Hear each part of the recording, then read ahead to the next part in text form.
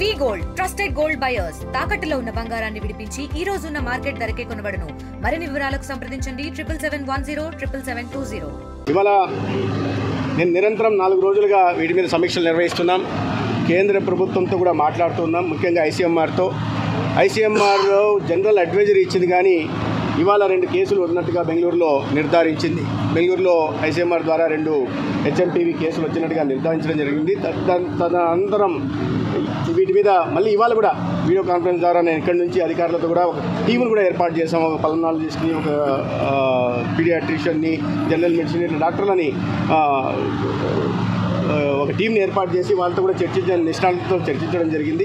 అయితే ఇప్పటికి వచ్చిన ప్రమాదం ఐసీఎంఆర్ కూడా చెప్పింది, మనం కూడా చూస్తున్నాం. ప్రమాదం ఉన్న పెద్ద ఇబ్బంది, దానికి అలార్మింగ్ సిచ్యువేషన్ లేదు, కానీ జాగ్రత్తలు తీసుకోవాల్సిన అవసరం ఉంది. దానికి అనుగుణంగా ప్రికాషనరీ మెజర్స్ తీసుకున్నాం. ఇవాళ కూడా ఒక సేఫ్టీ ప్రోటోకాల్ని కూడా రిలీజ్ చేసే ప్రయత్నం చేస్తున్నాం. అదేవిధంగా ఈ వస్తే యాంటీవైరల్ డ్రగ్స్ నిల్వల గురించి కానీ డ్రగ్ హౌసెస్లో పెట్టాలన్న విషయం, అదేవిధంగా పీసీఆర్ టెస్టులు చేయడానికి కూడా మల్టీప్లెక్స్, యూనిప్లెక్స్ టెస్టులు చేయాల్సిన అవసరం ఉంటుంది.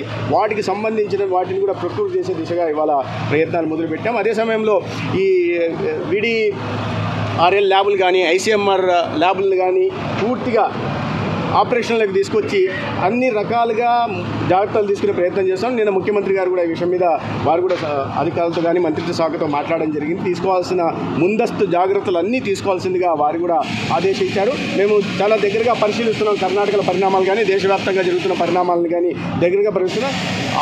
ఆరోగ్య వైద్య శాఖ అప్రమత్తంగా ఉంది. ప్రజల ఆరోగ్య సంరక్షణ బాధ్యత తీసుకుని ఈ హెచ్ఎంపీవీ వైరస్ ఆంధ్రాలో పెద్దగా ప్రభావం చూపకుండా జాగ్రత్తలు తీసుకుంటాం. మరిన్ని వీడియోస్ కోసం ఛానల్ ని సబ్స్క్రైబ్ చేయండి. లేటెస్ట్ అప్డేట్స్ కోసం వాట్సాప్ ఛానల్ ని ఫాలో అవ్వండి. ఆ లింక్ డిస్క్రిప్షన్ లో ఉంది.